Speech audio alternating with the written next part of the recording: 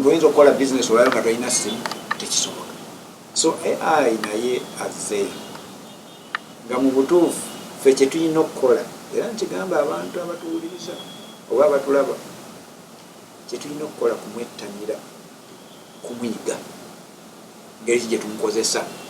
Ekituufu kiri nti bw'okozesa AI we wanditadde emitwalo 2 osobola okuteekawo 20,000 n'osevinga ogw'omwaka 8 ate n'oguteeka ewalala n'okuzaazisa amagoba.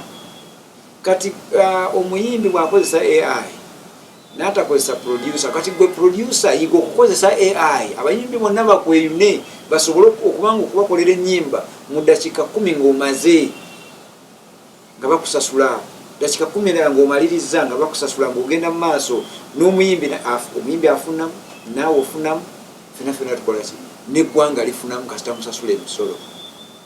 So AI kintu kirungi nnyo. Nze nsaba busabi ffenna bw'omuzadde oba omuntu yenna afaayo ku biseera bye eby'omu maaso oba omuzadde afa ku biseera eby'omu maaso eby'abaana bo njagala nkutegeeze nti AI mu butuufu yo yajjeze yajjanga amasimu tegakyaddayo ate ye esingako amasimu.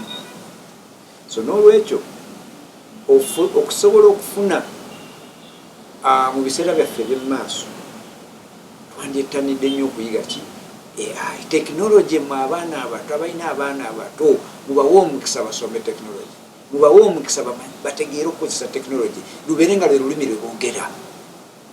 Ebiseera ebiri mu maaso gaffe bijja babeerera birungi, sente bajja kukola eziwera, ajja kuba asobola okufuna omulimu mu nsi yonna nga tetavudde wano Uganda ate nga bamusasula mu $, ng'ate ali wano Kampala oba ali wali Mpigi oba ali mu Masaka mu tawuni, naye olw'okuba amanyi tekinologi we akasente akafuna kamutuukako wano n'azimbira abantu be n'alabirira famire ye n'akola investments ez'enjawulo olwa tekinologi oyo.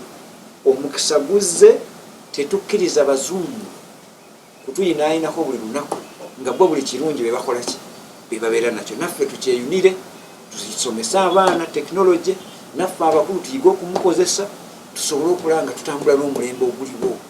Ebigenda mu maaso bivugibwa tekinologi era bifugibwa tekinologi. Bwe kiba nga tekinnakutuukako nga tonnakitegeera bulungi kijja.